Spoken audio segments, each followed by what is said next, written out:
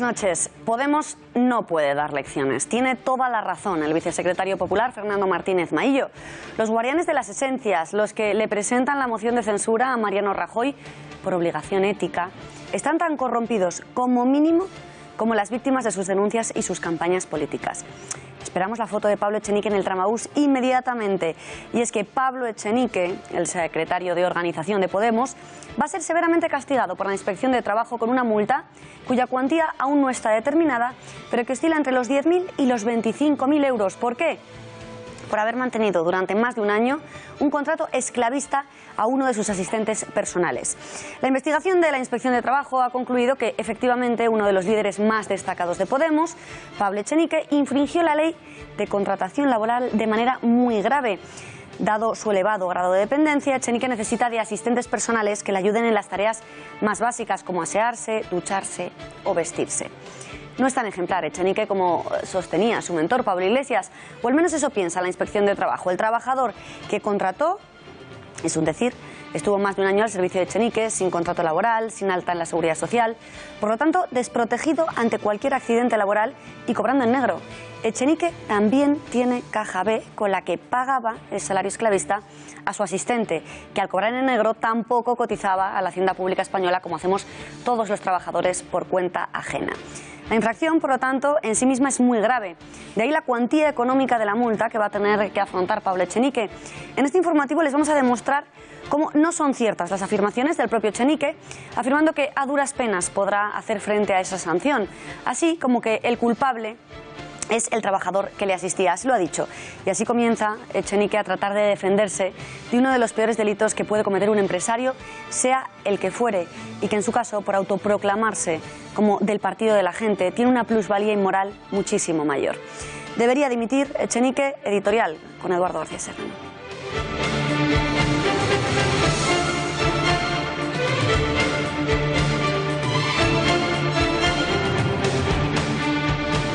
Buenas noches, Beatriz. Pues como preguntas, ya debería haber dimitido. La indecencia esclavista de Pablo Echenique ha sido tasada por la Inspección de Trabajo en 25.000 euros.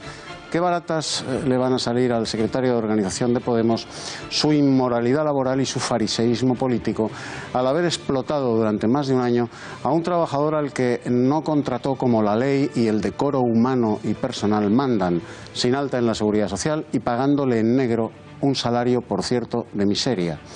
Podemos ha trepado por la cucaña de los privilegios políticos, aupándose sobre la desesperación de millones de españoles que padecían, porque a la fuerza ahorcan, condiciones infrahumanas de trabajo. Las mismas que Pablo Echenique le ofreció a su asistente personal. Pablo Echenique responde miméticamente a lo que su segundo apellido evoca. ¿Saben ustedes cuál es su segundo apellido? Roba. Pablo Echenique roba. Eso es lo que hizo con su asistente. Robarle las cotizaciones a la Seguridad Social, robarle los derechos inherentes a un contrato en regla y robarle la dignidad de un sueldo justo. Así son los comunistas de Podemos. Se sirven de la necesidad de los parias, de los desheredados de la tierra, para seguir explotándolos cuando llegan al poder.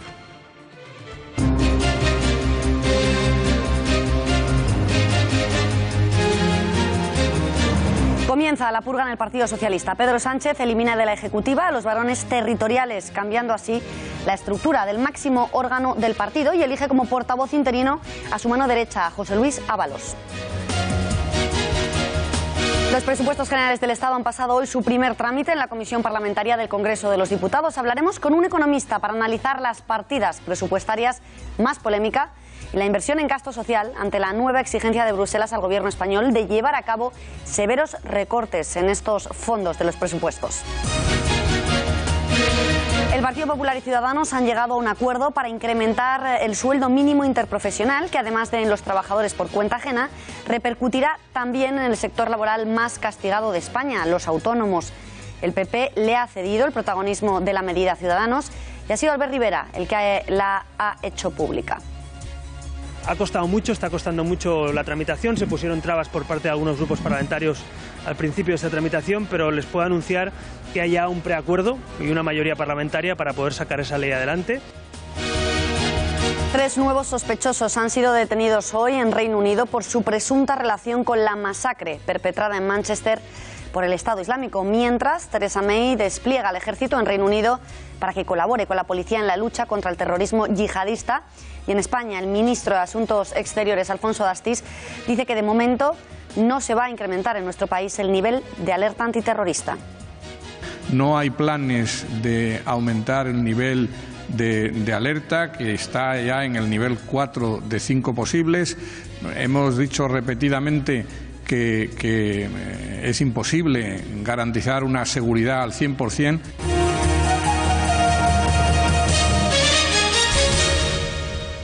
Abrimos hablando de economía. La Comisión de Presupuestos del Congreso de los Diputados ha aprobado incluir en el proyecto de presupuestos generales del Estado para este año una enmienda con la que permitir a los ayuntamientos el gasto de parte del superávit acumulado desde el año 2016. El proyecto de ley de presupuestos generales del Estado ha superado este miércoles su primera tanda de votaciones en la Comisión del Congreso, gracias a los votos del PP, de Ciudadanos, del PNV y de UPN, una mayoría que no ha sufrido ninguna derrota y que ha permitido incorporar medio centenar de enmiendas parciales, principalmente del Grupo Popular.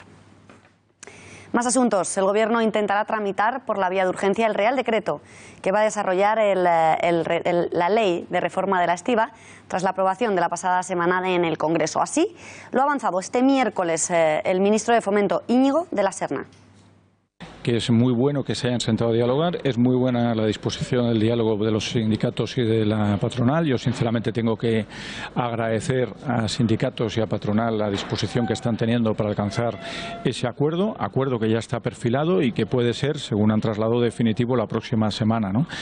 Se nos ha solicitado al Gobierno que intentemos tramitar por la vía de urgencia el Real Decreto y vamos a hacerlo. Es decir, Y el Ejecutivo sigue con su buena sintonía con Ciudadanos, al menos en lo que se refiere a pactar medidas económicas. Hoy la formación naranja ha conseguido acordar con el PP evitar que una subida del salario mínimo interprofesional repercuta en la cuota de los autónomos, según ha avanzado el partido, que trabaja con los populares en ese preacuerdo sobre la ley de autónomos, una medida que les ha costado mucho aprobar, según ha dicho el propio Albert Rivera. Pues efectivamente, se lo decíamos, el líder de la formación lo ha explicado en un encuentro informal con periodistas tras visitar el Museo Reina Sofía. Allí, el líder de Ciudadanos, impulsor de esta idea, ha aceptado varias enmiendas a su propuesta para, a cambio, dicen, garantizar que los autónomos no sean machacados nuevamente con la posible subida de cuotas. Ha costado mucho, está costando mucho la tramitación. Se pusieron trabas por parte de algunos grupos parlamentarios al principio de esta tramitación, pero les puedo anunciar que haya un preacuerdo y una mayoría parlamentaria para poder sacar esa ley adelante, que se han aceptado y hemos aceptado algunas enmiendas que mejoran algunas cuestiones, que hemos introducido algunos cambios que garantizan que los autónomos no sean machacados nuevamente con las subidas de cuotas, como pasó hace poco con la subida que hizo el PP y el PSOE del salario mínimo interprofesional, que afectó a los autónomos societarios.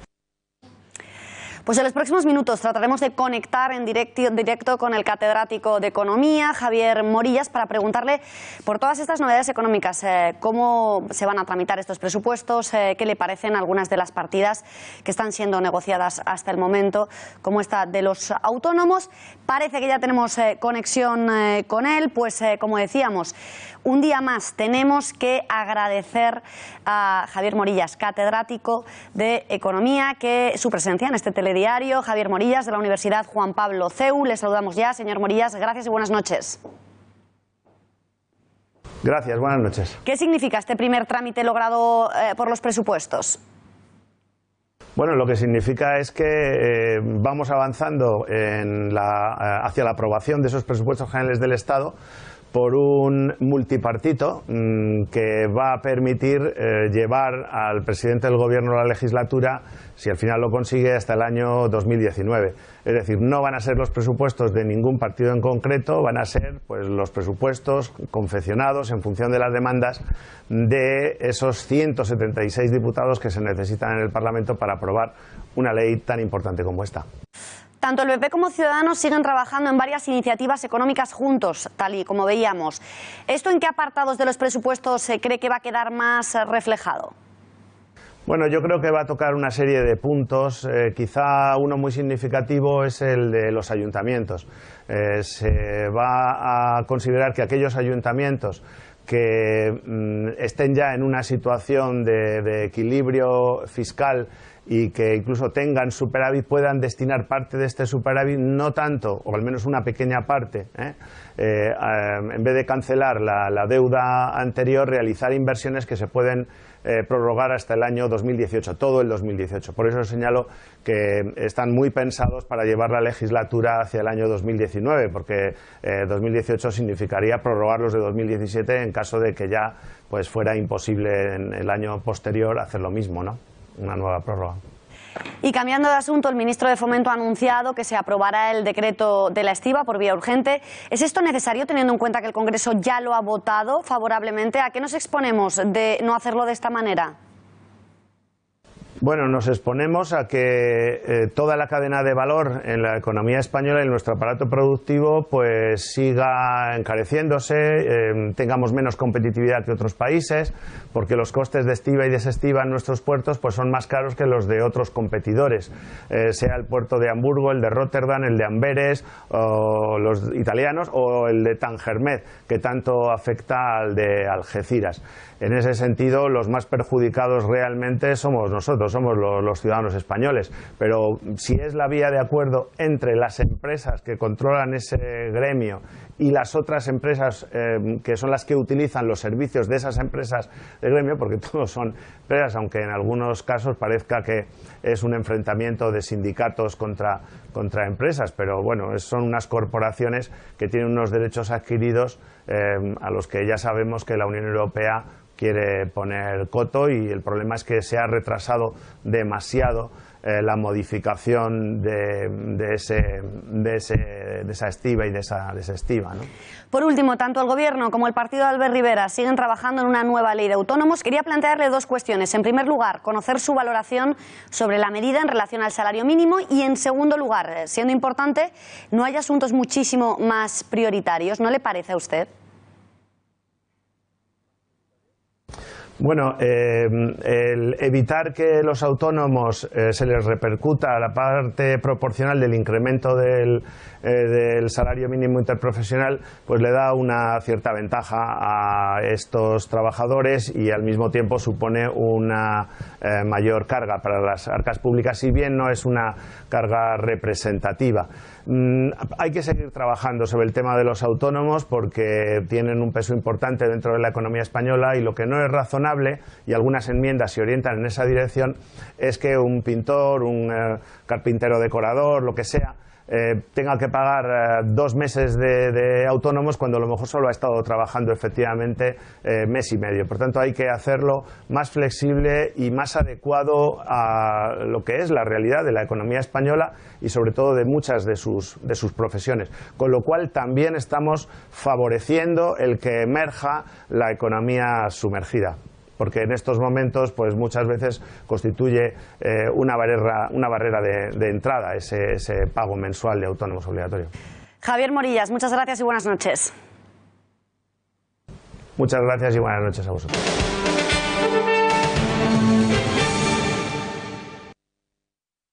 Bueno, pues yo creo que un ejemplo de la sensatez y de lo que debería ser habitual, pues que el presidente de la Generalitat pueda venir a Madrid y dé una conferencia presentando una propuesta que a alguna gente le pueda parecer bien y a otros le puede parecer mal, pero en cualquier caso en un ambiente de diálogo y de normalidad democrática. A mí, cuando me han preguntado qué me parecería que el presidente de la Generalitat explicara su propuesta en el Congreso de los Diputados, pues digo que muy bien. Yo creo que hay una situación de tensión absurda, incompatible con la normalidad democrática, y yo creo que en democracia todas las propuestas se deben defender. El Gobierno central ha pedido a los funcionarios catalanes que ante el desafío ilegal que pretenden consumar los separatistas pidan todos los permisos y requerimientos por escrito. Recomendación que llega 24 horas después de que el Gobierno anunciara su intención de pedir a Mariano Rajoy la apertura oficial de negociaciones para la convocatoria de la consulta ilegal. Una carta de la que ya tenemos una copia y en la que Puigdemont le traslada a Mariano Rajoy la máxima voluntad de la Generalitat de buscar una solución política pactada y acordada que dé respuesta a la ciudadanía en Cataluña para poder decidir sobre su futuro. Le adjunta el acuerdo con la petición formal de apertura de negociaciones y la moción aprobada por el Parlament, en la que se reitera la voluntad de la Generalitat de celebrar dicha consulta expresamente prohibida por el Tribunal Constitucional. Una voluntad a la que apelan los dirigentes separatistas sin parar, pero que no parece tal. Así se sustrae al menos del último sondeo realizado por Metroscopia, donde se pone en evidencia una vez más que los que quieren la independencia en Cataluña están muy alejados de ser la mayoría. En concreto, apenas el 35% de los catalanes se declara a favor de una Cataluña separada de España y solo el 27% de los ciudadanos de esa región son partidarios de las leyes de desconexión aprobadas por el Gobierno de la Generalitat. Y frente a este hecho tan grave, frente a esta vergüenza y a este escarnio que ha provocado el presidente de la Generalitat, a él, a la figura de la presidencia de la Generalitat y al conjunto de catalanes, el presidente de la Generalitat solo tiene una salida mínimamente digna, y esa salida es que pida disculpas a la compañía Norwegian por haber comprometido su línea de actuación, su estrategia. Hoy mismo podría venir la EMA en Barcelona. ¿Por qué? Porque la mejor ciudad, el mejor edificio, la mejor conectividad preparada, que somos una candidatura muy seria, muy fuerte, que no queremos perder esta oportunidad que perdimos en el año 92. En el 92 quedamos finalistas y no vamos a permitir perder esta gran oportunidad que tiene España y Europa con una candidatura seria, fuerte y cumpliendo todos los criterios objetivos por el bien de la salud de todos los europeos, todos los pacientes europeos y, por tanto, de todos los europeos. Esta misma tarde, el presidente de la Generalitat, Carles Puigdemont, ha mantenido una reunión con el fiscal general del Estado, con José Manuel Maza, en aras de acercar posiciones de cara a la celebración del referéndum y discutir los puntos de ese borrador de ley de ruptura aprobado en Cataluña. Para conocer qué ha trascendido de esa cita, hablamos ya con el director del Gato al Agua, Gonzalo Bans. Gonzalo, has estado siguiendo de cerca ese encuentro. ¿Qué puedes contarnos? Buenas noches. ¿Qué tal, Beatriz? Muy buenas noches. Pues efectivamente ha sido un encuentro que ha durado aproximadamente hora y media y era muy esperado, por mucho que desde la Fiscalía General del Estado lo quisieran enmarcar dentro de la rutina institucional, ¿no?, de las reuniones que mantiene el fiscal general, el señor Maza, con diferentes líderes políticos, entre otros el presidente de la Generalitat. Lo cierto es que sí que sabemos lo que ha trasladado el presidente Puigdemont al señor Maza. Ha dicho que es un error querer judicializar, y cito textualmente, o utilizar la vía judicial para el proceso independentista, porque según los independentistas, y valga la redundancia, lo consideran un proceso político. Más frases textuales. Ojo, ni Puigdemont ni el señor Maza han hablado, tan solo ha hablado el portavoz de la Generalitat, quien ha dicho que en esta reunión también le ha podido no han hablado de ninguno de los temas que están ya judicializados, es decir, el señor Mas y su condena, OMS y muchos de los otros funcionarios de la Generalitat que están pendientes de, digamos, condena o de sentencia por su participación en determinados procesos. Eso sí, ninguna tipo de acuerdo, con lo cual las vías de unos y de otros siguen absolutamente las posturas antagónicas. Pues Gonzalo Bans, muchísimas gracias, muy buenas noches y nada, que te vean esta noche en el Gato todos los espectadores. Claro, gracias. Y tú, Beatriz, y tú, no te olvides. Yo haré todo lo posible. Claro, gracias, buenas noches. Ahora, adiós, adiós. Y el Gobierno sigue sin desvelar cómo, pero insiste en que tomará las medidas necesarias para impedir el referéndum. Hoy le ha tocado el turno de defender esta posición al ministro del Interior, a Juan Ignacio Zoido. No le quepa la menor duda que el Estado, es decir, el Gobierno de la Nación, tomará todas las medidas que tenga que tomar. No le quepa ninguna duda. Para entender el alcance de todas estas noticias que le hemos contado sobre Cataluña, hablamos ya con Antonio Alonso Timón. Él es profesor de Derecho Administrativo de ICADE y contertulio habitual del Gato al Agua. Antonio, muy buenas noches. Muy buenas noches. ¿Por qué el Gobierno pide ahora a los funcionarios que todas las acciones en torno al referéndum pidan las instrucciones por escrito? Por una sencilla razón, para salvar la responsabilidad de los funcionarios públicos. Las leyes de la función pública imponen la obligación de que los funcionarios respeten las órdenes de sus superiores, salvo que sean manifiestamente ilegales. En el momento en el que una orden es manifiestamente ilegal, pueden eximirse de la obligación de respetar dicha instrucción o dicha orden. Pero claro, es importante que quede por escrito para ver que esa orden es manifiestamente ilegal. Como abogado, Antonio, ¿ves buena la estrategia del Ejecutivo de advertir a los funcionarios con responsabilidades penales si ejecutan esas órdenes de la Generalitat en relación a la consulta ilegal? Pues no la veo ni buena ni mala, simplemente es un recordatorio que hace el Gobierno, un aviso a navegantes, a los funcionarios, indicándoles que estará dispuesto a actuar y que pueden incurrir en responsabilidad en el caso de que adopten decisiones manifiestamente ilegales.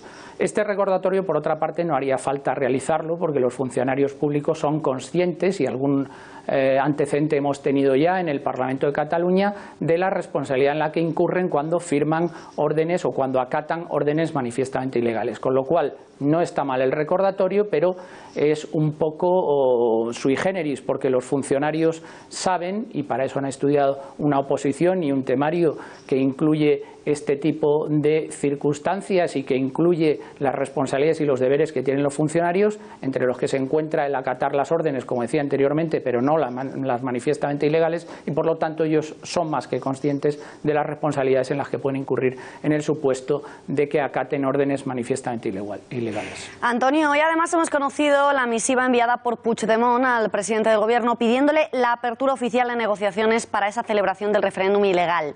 ¿Con qué herramientas legales cuenta el Gobierno para impedir esa consulta ilegal? Porque ellos no paran de repetir que van a pararla de cualquier manera, no dicen cómo, eso sí. Pues la verdad es que es una carta trampa, porque como bien sabe el señor Puigdemont, no es posible una negociación. En lo que pretende plantear es un supuesto irreal en el que se da una bilateralidad entre una comunidad autónoma y el Estado, cosa que nuestro orden constitucional desde luego no contempla. No hay una situación de bilateralidad, no hay igualdad entre las partes y por lo tanto no es posible una negociación del estilo que plantea el señor Puigdemont en el contexto jurídico constitucional actualmente vigente. Con lo cual yo creo que el Gobierno cuenta con instrumentos más que suficientes que, como vengo diciendo en alguna ocasión anterior, ya debería haber utilizado para acabar con esta situación y para reconducir la conducta de una comunidad autónoma que está siendo profundamente desleal y está actuando de manera contraria al ordenamiento jurídico. Esos instrumentos concretos son, desde el punto de vista jurídico penal, algunos que el Gobierno ya ha iniciado anteriormente, la denuncia de algunas de las actuaciones que ha llevado a cabo la Generalidad de Cataluña ante el Tribunal Constitucional, la imputación de delitos por desobediencia ante los miembros de la Generalidad de Cataluña. Algunos de ellos han sido condenados, como es el anterior presidente de la Generalidad de Cataluña, y queda un instrumento de primer orden que todavía no se ha explorado, pero que llegado este punto debería utilizarse, que es la suspensión de la autonomía catalana a través de la aplicación del artículo 155 de la Constitución, que tampoco debe suponer ninguna medida drástica, sino que el artículo 155 de la Constitución permite muchas posibilidades y sobre todo permite reconducir la situación anómala a la que nos ha llevado la deslealtad institucional de una comunidad autónoma. Por último, Antonio, ¿en qué delitos incurrirían los separatistas catalanes si, como advierten en su ley de ruptura, declararan la independencia unilateralmente si no se les permite celebrar la consulta independentista?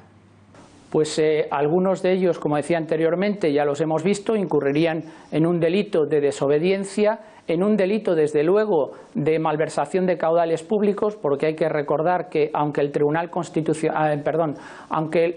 Supremo no condenó a las autoridades catalanas en los juicios que se han celebrado recientemente por malversación de caudales públicos, lo hizo porque en ese momento, en teoría, desde mi punto de vista, discrepo con esta resolución, se decía que no se habían concretado las medidas que debía tomar el Ejecutivo catalán en ese momento, pero hay que recordar que el Tribunal Constitucional ha ido afinando posteriormente, ha ido concretando cuáles son las medidas y en este punto en el que nos encontramos en la actualidad sería bastante factible el procesamiento de las autoridades catalanas por malversación de caudales públicos, por prevaricación y por el delito de desobediencia. Sí que podríamos incluir de una manera más clara ahora ya y sin ningún género de duda el delito de malversación de caudales públicos y el delito de prevaricación, porque en el momento en el que estuviesen firmando cualquier papel para la convocatoria de un referéndum ilegal como es, o en el momento en el que estuviesen disponiendo de fondos públicos para la celebración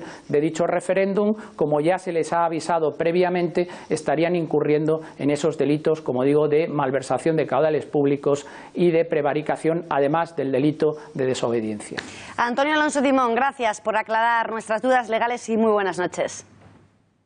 Muy buenas noches.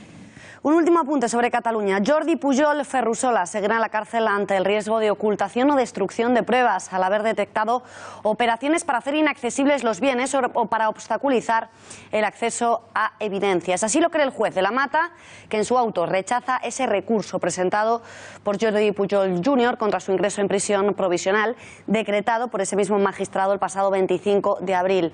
¿Qué alega el juez? Que en 5 años no se ha aprobado que sus fondos procedan de comisiones ilegales, pero se opone a que quede en libertad al haber constatado, en particular durante el último año, que ha continuado realizando toda clase de actividades y alcanzando acuerdos con socios, amigos y testaferros para ocultar bienes y ponerlos fuera del alcance de los tribunales.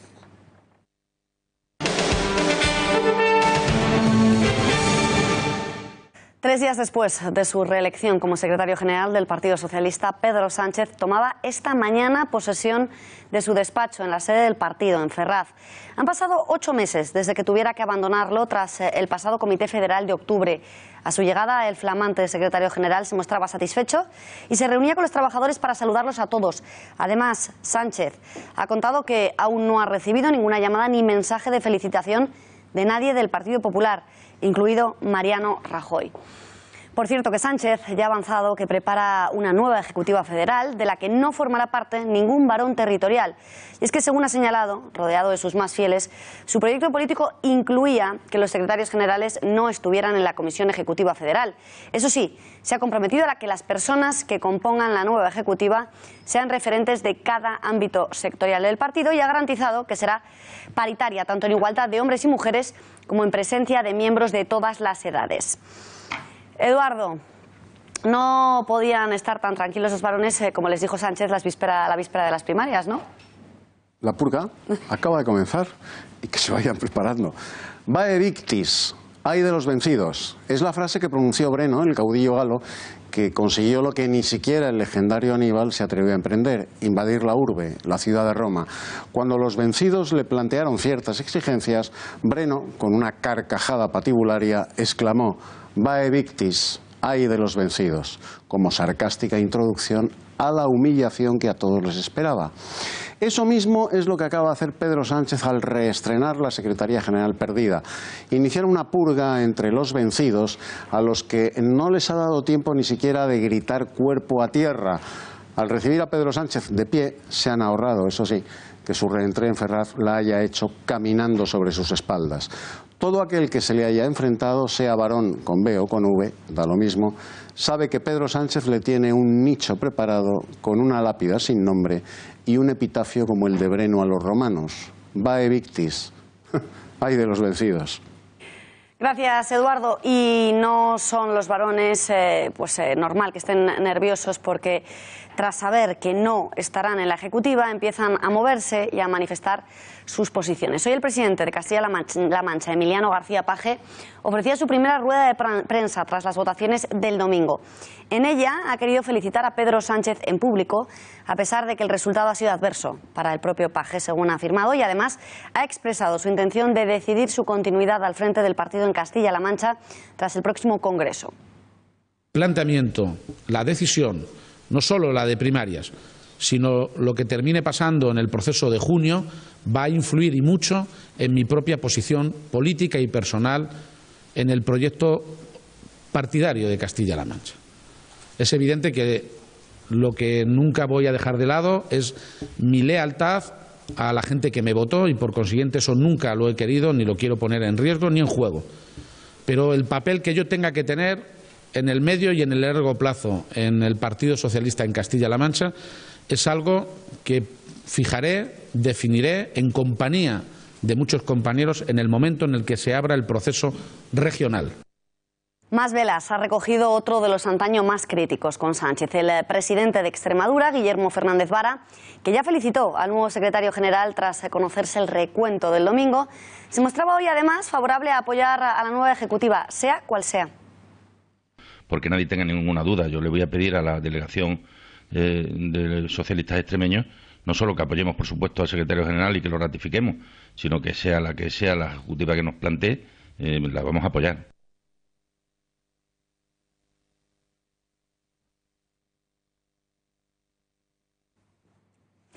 Multado por esclavista con una sanción cuya cuantía aún no está determinada, pero que oscila entre los 10.000 y los 25.000 euros. Pablo Echenique será severamente castigado por haber mantenido durante más de un año sin contrato y sin siquiera darlo de alta en la Seguridad Social a uno de sus asistentes personales. Será el propio portavoz, el propio secretario de organización de la formación morada quien informaba de la noticia a través de su agencia de comunicación predilecta, Twitter. Allí volvió a hacer bueno el latinajo de explicatio non petita, accusatio manifesta, al justificarse por la sanción. ¿Cómo? Echando la culpa de su comportamiento inmoral y delictivo al propio trabajador, al que acusa de no haberle informado de que tenía que darle de alta.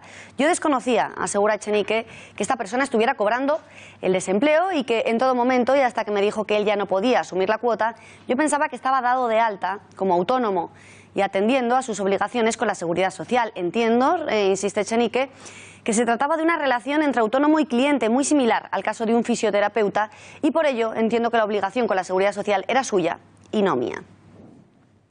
El tiempo pone a cada uno en su sitio y en este caso no ha hecho falta esperar mucho para llegar a la conclusión de que el secretario de Organización Morado no era tan honorable como defendía Pablo Iglesias.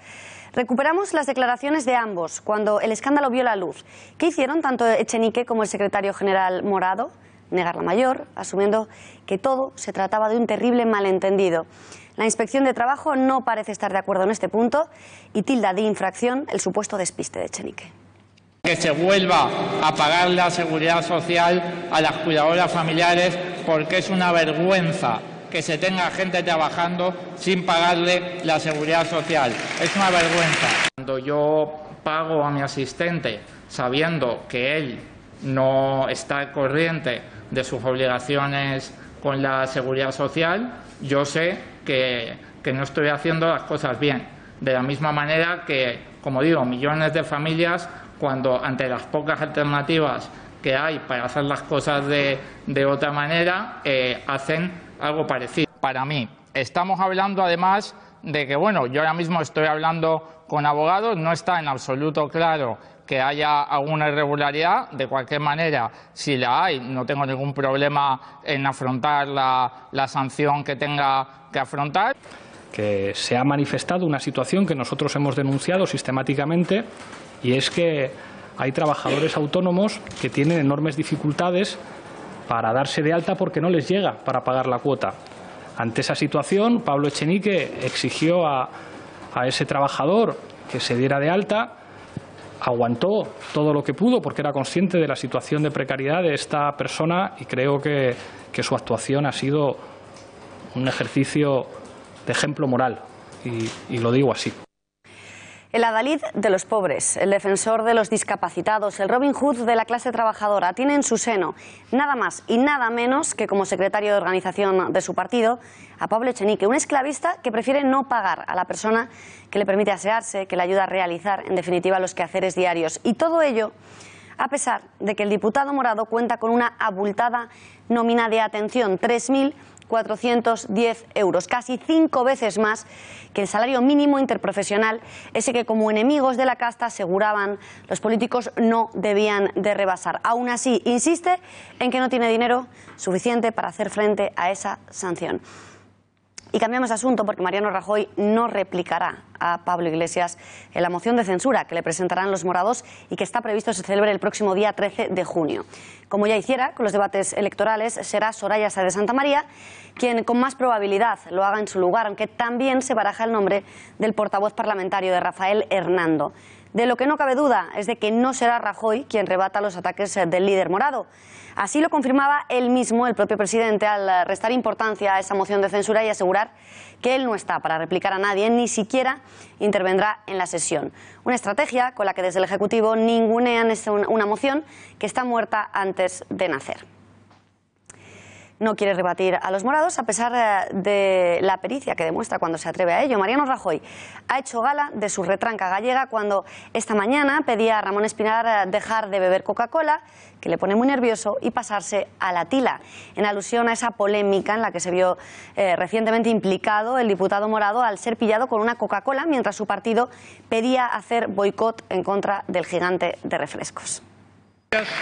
No se enfaden porque eso no conduzca absolutamente a nada. Yo lo veo enfadado. no lo veo enfadado. Pues entonces continúe sin enfadarse.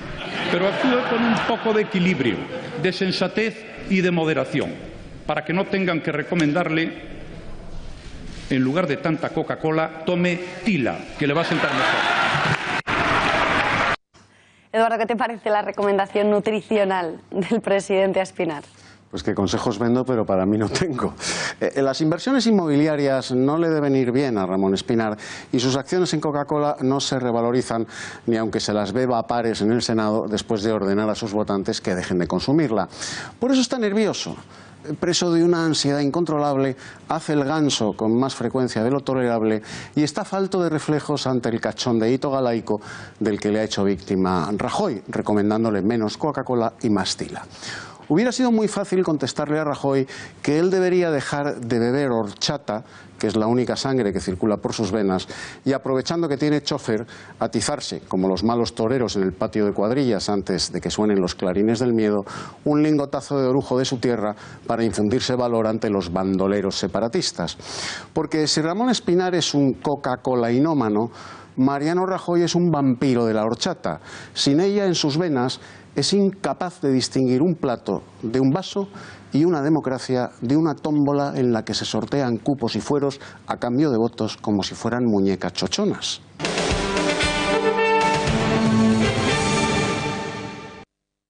Cuando yo en una entrevista en una revista de moda y en un contexto además totalmente de broma y en un tono evidentemente humorístico e irónico dije eso de no, yo es que me hago la rubia y tal. La que se lió salió del feminismo militante, me pusieron a caldo, eso sí. Pero hombre, esto sí, es sí. normal. Es que usted pero eso caer, sí, pero Arcadi, a las pocas semanas, cuando en algún medio de comunicación, algún periodista, a mi jefa de gabinete y a mí nos llamaron zorras... Ahí quería yo ir. Ahí quería yo ir, presidente. Sí, pero todo el mundo callado. Bueno. Ya lo han escuchado, Cristina Cifuentes continúa un mes después justificándose por haber dicho que se hacía la rubia cuando le interesaba. Aquí lo contamos. Contamos también esos insultos denigrantes, sin duda, contra ella y contra su jefa de prensa. Aún así parece no superar lo de hacerse la rubia y no es para menos si tenemos en cuenta lo mal que sentó en las calles. Hemos recuperado un reportaje de nuestros compañeros de Gracias por Nada. ¿Hacerse la rubia? Para nada, no. Pues no, nunca. No, eso no, para nada. Es una estupidez. Todo lo he conseguido por mí misma. Porque está equivocada, a mí no me han dicho de nada. No, la verdad es que no. Sí, ser guapa. Ser guapa, anda. Como mucho que me considere más tonta que los demás. Da igual si eres rubia o morena, la cosa es ser lista. Parece mentira que diga eso Cifuentes. Hombre, me parece absurdo. Lo demás me parece muy bien todo lo que ella dice.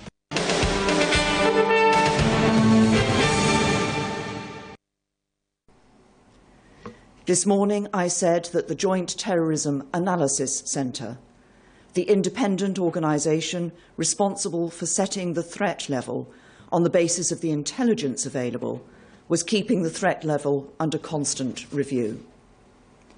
It has now concluded, on the basis of today's investigations, that the threat level should be increased for the time being from severe to critical. Y en página internacional seguimos muy pendientes de la última hora de Manchester. 48 horas después del atentado, la primera ministra británica pide no alarmar al tiempo que eleva el nivel de alerta y reunifica al ejército. Hoy también hemos conocido que el terrorista que se inmoló en el Manchester Arena, un británico de 22 años, había sido entrenado en un campamento islamista en Libia. La policía británica ha detenido a otras 3 personas relacionadas con este último ataque y ya van 12 arrestados. 20 de los más de 60 heridos están muy críticos, por lo que en cualquier momento el balance de fallecidos podría haberse incrementado. Georgina Kalander, esta joven estudiante de 18 años, Safiros Rusos, la pequeña de 8 años cuya madre y hermana se encuentran entre los heridos más graves, o el joven de 26 años John Atkinson, fueron solo los primeros rostros que conocimos de las víctimas de la matanza de Manchester, pero no son los únicos. Varias familias más confirmaban hoy que finalmente sus seres queridos estaban entre los asesinados. Es el caso de Olivia Campbell, de 15 años, cuya madre Charlotte aparecía en varios medios de comunicación alertando de que su hija había asistido al concierto y estaba en paradero desconocido. Olivia asistió al concierto con su amiga Adam Lawler, que se encuentra en el hospital gravemente herida. Kelly Brewster, de 32 años, acudió al concierto para acompañar a su hija Claire y a su sobrina de 11 años, Holly. Murió al tapar con su cuerpo a la niña. También se han conocido casos de padres que no asistieron al concierto, sino que acudieron a buscar a sus hijas y perdieron la vida. Es el caso de Lisa Lis, de 47 años. Para los que no lo saben, Lisa se fue, pero nunca la olvidaremos. Ha sido el mensaje de despedida de su hermano Hunter. Alison Howe, de 45 años, acudió a la arena con su amiga Lisa Lis para recoger a sus hijas. A ambas les pilló de lleno la explosión. Lo mismo que este matrimonio polaco, Marcin y Angélica Klis, acudieron a buscar a sus dos hijas y ya nunca consiguieron reunirse con ellas. Las pequeñas, al menos, están a salvo. Daesh está obsesionado con los niños. Así lo ha dicho la fiscal experta en terrorismo islamista de la Audiencia Nacional, Dolores Delgado, quien ha querido subrayar la importancia que tienen los niños para los yihadistas, motivo por el que muchos menores se encuentran entre sus filas como parte de su terror, y recordando que el verdadero riesgo es que se está haciendo un llamamiento para atentar en nuestras casas. Y es curioso porque la organización terrorista del Estado Islámico está obsesionada con los niños también, recluta a menores. Es un objetivo del Estado Islámico, de la organización terrorista del Estado Islámico, llevar a sus filas a niños, niños que van a ejecutar, niños que se van a colocar cinturones explosivos, como parte de su terror. تستطيعون إنشاء منطقة آمنة في كل منسنجر وتسمحون لسكان هذه المنطقة بالعودة تحت الرعاية الدولية. segura, tanto en Nenua como en Senjar, pero también pueden ayudar a las minorías frágiles, vulnerables. Llamamos a la comunidad internacional y a ustedes para apoyar y para ayudar a las minorías oprimidas, tanto en Irak como en Oriente Medio. A lo mejor la política es bastante compleja y yo no comprendo esto. La inmensa mayoría de las víctimas del extremismo terrorista son musulmanes. No estamos ante un choque entre civilizaciones, sino entre la civilización y la barbarie. La comunidad internacional no puede permanecer callada ante esta situación. Pues vamos a tener, me temo, que llevar la contraria al ministro de Asuntos Exteriores. El atentado de Manchester se ha convertido en el ataque islamista número 20 cometido en Europa desde el año 2015. La práctica totalidad de los medios insisten en llamar los casos aislados, incidentes, explosiones, todo ello para no pronunciar la palabra Islam, como el ministro, lo acabamos de escuchar. Conozcamos cómo ha golpeado el yihadismo en Europa en los últimos años. Pepe García Saavedra, corresponsal internacional de La Gaceta, ha realizado un informe al respecto. Buenas noches. Muy buenas noches, Beatriz. La práctica totalidad de los medios, menos en La Gaceta, donde hemos puesto nombre y apellidos al terrorismo islamista desde el primer día. Con los 22 asesinatos que cometió este lunes Salman Abedi en Manchester, ya son 324 los cadáveres que el yihadismo deja en Europa desde 2015. Los datos son demoledores. Todos estos asesinatos se han producido en poco más de 870 días, lo que equivaldría a una muerte cada 3 días. Hagamos un breve repaso cronológico a todos estos ataques. En lo que va de 2017 se han producido 5 atentados y un total de 46 muertes. A Manchester se le suman los ataques en Estocolmo con 14 víctimas mortales, el de Khalid Masood en Westminster o los atentados en el metro de San Petersburgo.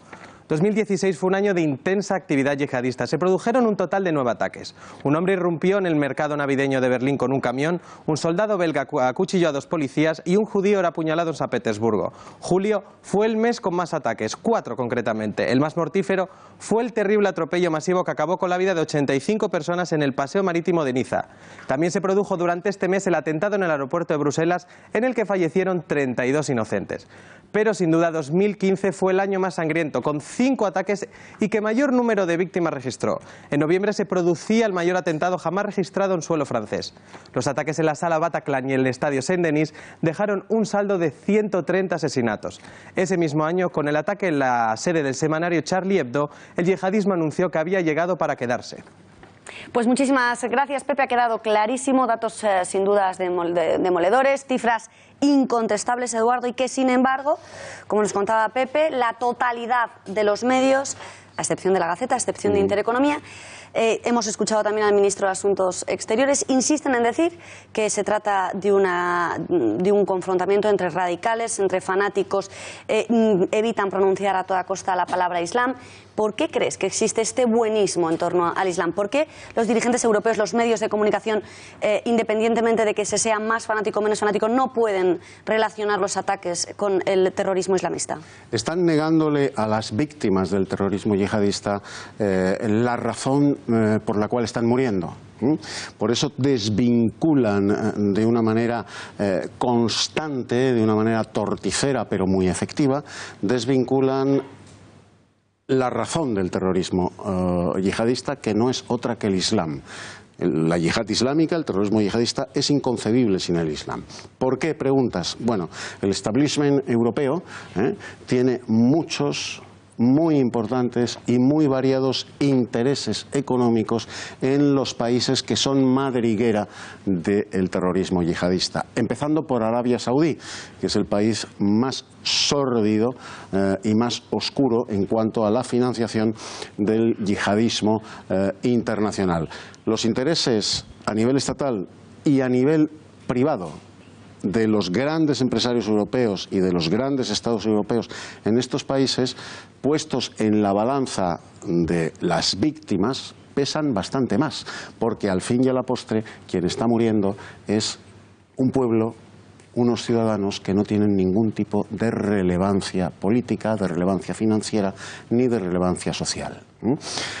Al contrario, sobre esos cadáveres escenificamos cada vez que hay un atentado esa ceremonia macabra, que es la de la exaltación de la tolerancia con el Islam, la de la exaltación de la alianza de civilizaciones y la de la exaltación de la negación de la relación intrínseca, consustancial de la yihad, del terrorismo yihadista con el Islam, que es un mandato coránico. Eduardo, me gustaría contarte una noticia, porque uno de los padres de una de las víctimas fallecidas en el atentado de ayer ha estado en la BBC y ha pedido abandonar las vigilias porque nuestros hijos, dice, están siendo atacados. ¿Crees que las vigilias, crees que bueno, pues esos Jesús y Charlie Hebdo, esas camisetas, esas flores, ese buenismo ante la reacción, no se debe uno pensar qué tal, sino que simplemente... o sea, ¿crees que es una buena estrategia, en definitiva? ¿O qué es lo que tendrían que hacer los gobiernos en lugar de tantas vigilias? ¿Con qué herramientas podemos combatir el yihadismo islámico? El yihadismo islámico hay que combatirlo en sus madrigueras. Hay que combatirlo en origen, hay que combatirlo en su camino hacia Occidente, que son los flujos migratorios. Hay, como decía el otro día en vuestro programa 6 mujeres sin piedad, Fernando Sánchez Dragó, hay que acabar con la inmigración musulmana. Hay que controlar de una manera espartana la inmigración musulmana. Pero no es tarde, porque en Reino Unido, pues claro que es tarde. En Francia ya hay una población, bueno, el 8%, 10%, 7% de población de ya segundas y terceras generaciones que están absolutamente implantadas en el país. Ese canto del establishment, de los periodistas europeos y de los financieros europeos y de los políticos europeos, hacia la alianza de civilizaciones, hacia la convivencia con el Islam, lo destruye la realidad que ellos no quieren aceptar. No se integran en Occidente, entre otras cosas porque no pueden integrarse por mandato coránico, no pueden integrarse en sociedades de infieles. Lo tienen prohibido por el Corán. De ahí los guetos como Molenbeek, los guetos en Londres, los guetos en París y los guetos en Cataluña. Pues muchísimas gracias, Eduardo. Como es habitual en este informativo, donde no solo buscamos contarles las cosas, también explicarles su repercusión, su análisis, hemos escuchado la opinión de Eduardo García Serrano. Es hora de escuchar también la opinión editorial del director de La Gaceta, Kiko Méndez Monasterio. Kiko, ¿cuál debería ser la respuesta de los políticos europeos ante esta amenaza? ¿Cuál debería ser y cuál crees que va a ser? Buenas noches. Muy buenas noches, Beatriz. Las respuestas empiezan a ser casi aburridas. Por un lado, el eco mediático que trata de resaltar las velas, los mensajes de apoyo y solidaridad, siempre emotivos en momentos como este, pero por otro lado un hartazgo ya muy grande de la sociedad europea que está soportando las cifras que nos acabáis de contar, cifras verdaderamente terribles sobre el terror que está instalándose en Europa. Hay políticos que entienden que es un mal con el que tenemos que vivir, a que tenemos que acostumbrarnos. Es la postura del alcalde musulmán de Londres, es la postura de Emmanuel Macron, el reciente elegido presidente de Francia, o de la señora Angela Merkel. La globalización, el multiculturalismo trae este terrorismo islámico y casi resulta inevitable, con la presencia incluso de militares en las calles. Y hay otros políticos, Nigel Farage en Estados Unidos, en la Unión en el Reino Unido, Le Pen en Francia, o el mismo Putin en Rusia, o Orbán, o los polacos, que entienden que es necesaria una respuesta mucho más contundente, que hay que volver a vigilar las fronteras y que hay que adoptar medidas mucho más contundentes contra esa invasión islámica que tiene, por un lado, estas consecuencias terribles en forma de terrorismo, pero que tiene otras no menos graves en cuanto a fricción de la imposición de la cultura, de la Sharia, en algunas ciudades y barrios europeos. Kiko, buenas noches. Gracias por tu análisis. Y en medio de esta alerta terrorista, el Palacio de los Deportes acogía anoche el concierto de Ricky Martin entre fortísimas medidas de seguridad. La policía, de hecho, se ceñía al nivel 4 de alerta terrorista y desplegaba un gran número de efectivos. Precisamente este espectáculo y las extremas medidas de seguridad adoptadas es lo que nos han hecho preguntarnos cómo debe ser un operativo de seguridad correcto en conciertos como el de Ricky Martin de ayer en Madrid o el de Ariana Grande en Manchester. María Durán, muy buenas noches. Buenas noches, Beatriz. Pues lo primero sería recordar que, tal y como nos dicen los expertos, el riesgo cero no existe. Aún así, se pueden extremar las precauciones para minimizar cualquier riesgo. Vamos a tomar de ejemplo precisamente el Palacio de los Deportes de Madrid, ya que, como decía Beatriz, es lo más parecido que tendríamos en España al Manchester Arena. No caben 21.000 espectadores, sino algo menos, 17.400, pero la estructura en cuanto a gradas y entradas es parecida. Hay que tener en cuenta que el dispositivo comienza con cacheos individuales a una distancia prudencial de 10 metros. Tienen lugar en cada puerta y en este recinto en concreto hay 9. En cada una de ellas hay varios operarios que realizan esa primera inspección de manera individualizada. Es importante que, pese a las colas, se haga de manera minuciosa a cada uno de los asistentes y también, por supuesto, que incluso aunque esté acabando el concierto, no se permita entrar a nadie sin registro. Una vez que accedemos al interior, podríamos pensar que estamos menos vigilados, pero nada más lejos de la realidad. Según el perfil de los asistentes, se moviliza a varios cientos de vigilantes. Ayer en concreto había unos 600. Y además, 200 cámaras de seguridad permiten que expertos nos observen desde el puesto de control central. No hay, excepto en los lugares donde lo marca la ley para proteger la privacidad, zonas ciegas. Se vigilan los movimientos no solo en la pista y las gradas, sino también en todas las zonas de paso, pasillos, etc. Además, también, según el perfil de los espectadores, se elabora cada vez un detallado plan de evacuación que se comunica a los vigilantes. Y por último, para que no ocurra como en Manchester, donde 20 horas después de la matanza había menores sin reunirse con sus familias, a partir de ahora en el principal recinto de Madrid se va a exigir que los menores presenten una autorización para asistir a los eventos y además llevarán una pulsera identificativa con los datos de contacto de sus tutores legales. Pues tú has estudiado fenomenal. Gracias, María. Buenas noches. Viajamos ahora hasta Estados Unidos, donde la administración de Donald Trump afirma haber localizado a 3 topos que filtraban a la prensa. Al menos así lo aseguran en One American News Network. Y según esta cadena, Trump está dispuesto a hacer una limpia inminente a múltiples funcionarios de su círculo íntimo. Para ampliar esta información hablamos ya con el periodista Carlos Esteban, experto en información de Estados Unidos y colaborador habitual de La Gaceta y de la Era Trump. Carlos, muy buenas noches. Buenas noches. ¿Qué más puedes contarnos de esta noticia? La verdad es que no hay muchas noticias más allá de la exclusiva que ha dado esta cadena y que consistiría básicamente en eso, en lo que se ha dicho, que se han localizado por lo menos a 3 de los topos que venían casi desde el principio de la presidencia de Donald Trump, filtrando información, digamos, perjudicial para el presidente y que suponemos que a la vuelta de su viaje serán despedidos. ¿Y qué informaciones se supone que habrían filtrado estos 3 topos a la prensa?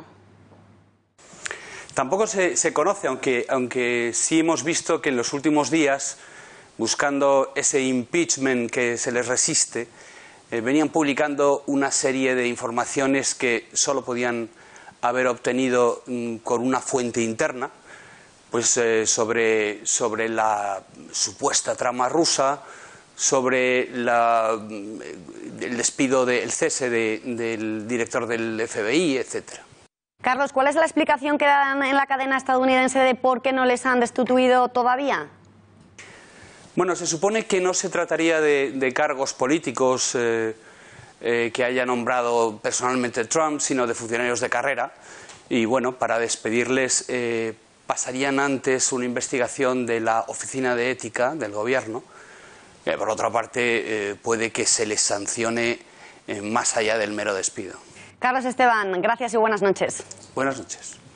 Pues se nos ha acabado el tiempo un día más, les tenemos que dejar con el resto de la programación. Tiempos Modernos, gracias por nada. A las 10 de la noche Gonzalo Bens ha intervenido en este informativo, no se lo pueden perder. Nosotros volvemos mañana a las 8:30. Gracias y buenas noches.